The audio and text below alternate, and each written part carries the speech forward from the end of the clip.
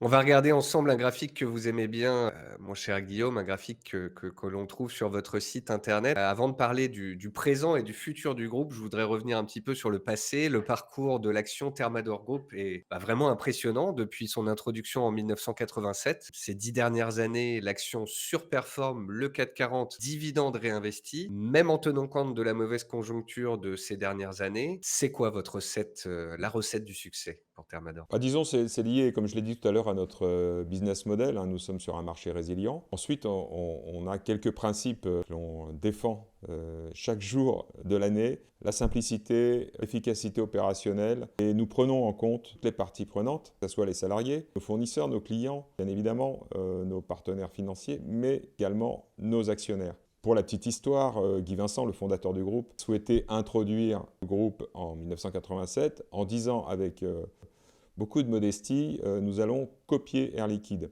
Pourquoi? Parce qu'à l'époque, ils étaient 5 familles. Il y a 5 familles de fondateurs. Et vous pouvez imaginer que c'est difficile d'imaginer un futur familial autrement qu'en rentrant en bourse et ouvrant le capital. Guy Vincent s'était rapproché du private equity, mais ça ne correspondait pas aux objectifs long terme du groupe. Donc il s'est introduit en bourse avec cette idée de perdre la majorité du capital, mais en satisfaisant un grand nombre d'actionnaires, conserver une certaine autonomie au niveau opérationnel pour avoir une vision extrêmement long terme. Donc voilà un petit peu les recettes du succès, et ça couplé avec la décentralisation que je viens d'expliquer. Voilà pourquoi nous sommes toujours là, malgré les crises qui se succèdent à une vitesse de plus en plus rapide. Nous parvenons à servir un rendement dividende réinvesti sur le long terme extrêmement intéressant.